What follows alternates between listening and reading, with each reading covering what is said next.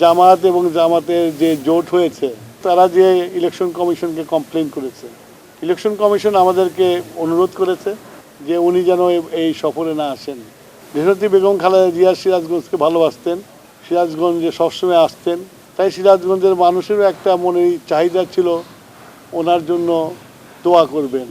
সেই জন্য আমরা সেই দোয়ার আয়োজন করেছিলাম। কিন্তু হঠাৎ করে দেখলাম জামাত এবং জামাতের যে জোট হয়েছে তারা এর মধ্যে নির্বাচনের লেভেল প্লেইং ফিল্ড দেখতে পাচ্ছে না এবং তারা যে ইলেকশন কমিশনকে কমপ্লেন করেছে, ইলেকশন কমিশন আমাদেরকে অনুরোধ করেছে যে উনি যেন এই সফরে না আসেন।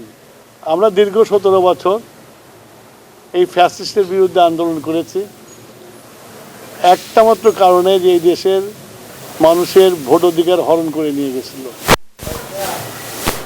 আজকে 17 বছর পরে আর এই ভোট পাওয়ার জন্য সারা বাংলাদেশে বিএনপির হাজারো হাজার কর্মী আত্মহতি দিয়েছে, লাখ লাখ কর্মী নির্যাতিত হয়েছে, যাতে একটা সুষ্ঠু ভোট হয়, মানুষের ইচ্ছা প্রকাশ করতে পারে।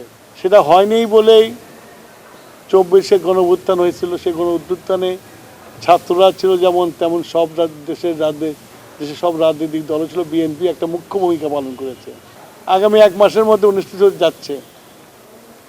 সেই নির্বাচনকে প্রতিহত করার জন্য, নির্বাচন না করার জন্য নানান রকম পায়তারা করছে এবং সেই পায়তারার একটা অংশ ছিল যে তারেক রহমান সাহেব যদি উত্তরবঙ্গে তার বাপের বাড়ি, বাপদাদার ভিটা 18 বছর আসতে পারে নাই, আসবেন এবং শহীদদের পরিবারের সাথে সাক্ষাৎ করবেন।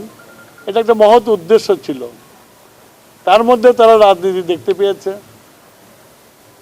সামাজিক এবং রাজনৈতিক অনুষ্ঠান দুটো আলাদা জিনিস।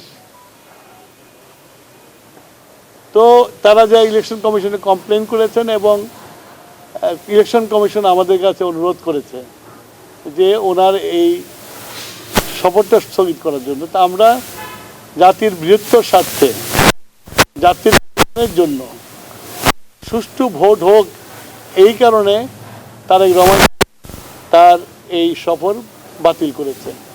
তো বাতিল করেছেন, আমরা সব প্রস্তুত ছিলাম, সিরাজগঞ্জের মানুষও প্রস্তুত ছিল এই দু অনুষ্ঠানে করার জন্য এবং তারা এই অনুষ্ঠানটা বাতিল হওয়ার জন্য অনেক কষ্ট পেয়েছে।